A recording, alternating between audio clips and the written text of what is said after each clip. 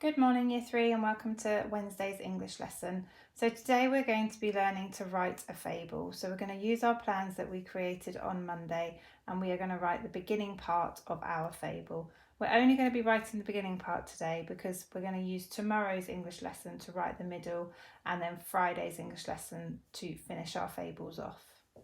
So we are going to just remind ourselves what the main features are of a fable, so what your fable needs to include.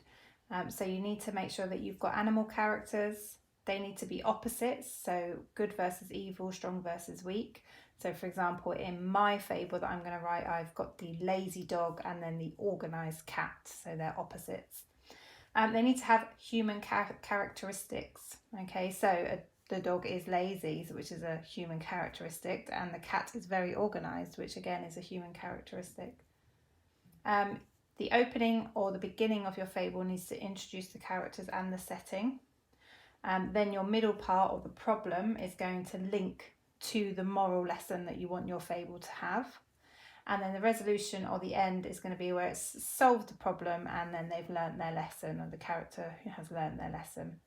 You need to obviously make sure that there is a moral to the story. You need to make sure you're using adverbs of time. So first, next, then, after that. You need to make sure you are using conjunctions to join your ideas together.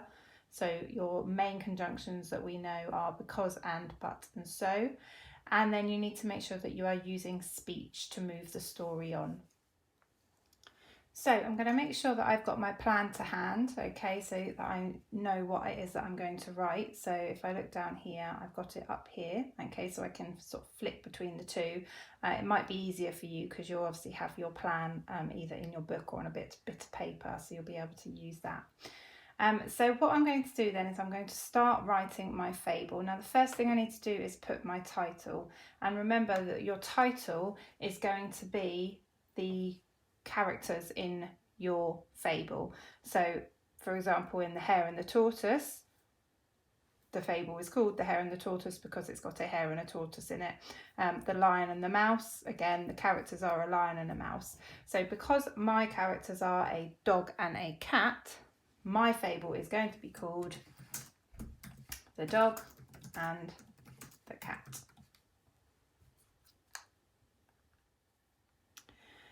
So now that I've got my title, I need to start writing the beginning of my fable. So what I'm going to do first is I'm just going to have a quick flick back and have a look at my plan.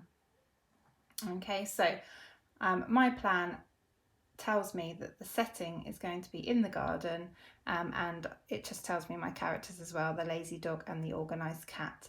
And we know that we must introduce the characters and the setting early on in the story. So my first sentence could be something like, one day, the lazy dog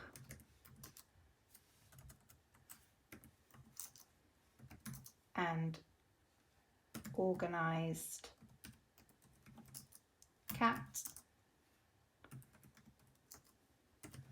were laying in the warm sunshine in their garden.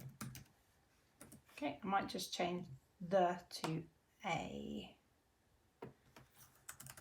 So one day a lazy dog and, oh, I've missed a word, and an organised cat were laying in the warm sunshine in their garden. And that's my first sentence for my fable.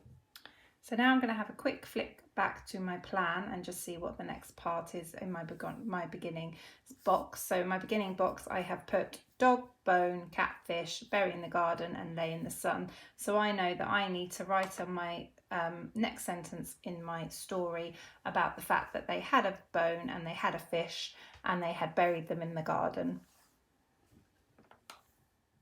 So I might write something like, they were both feeling very pleased with themselves as they had buried their prize possessions, a juicy bone and a scrumptious fish, in garden. Okay, so I've put, they were both feeling very pleased with themselves as they had buried their prized possessions, juicy bone and a scrumptious fish, in, oh, I've put on the garden. I need to change that to in the garden. And I just remembered I need to put a comma there as well. Okay, so that tells you the exact reason why they were feeling so happy and why they were laying in the warm sunshine. And it leads us into the next part of the story. And that is the beginning of my fable, okay? And that's all I'm going to do today, because tomorrow I'm going to write down the middle part, or the problem part of the fable. So I'm going to leave it like that. I'm going to make sure that I've saved it, okay? And then what I can do is tomorrow I can carry on writing my fable and getting it finished by Friday.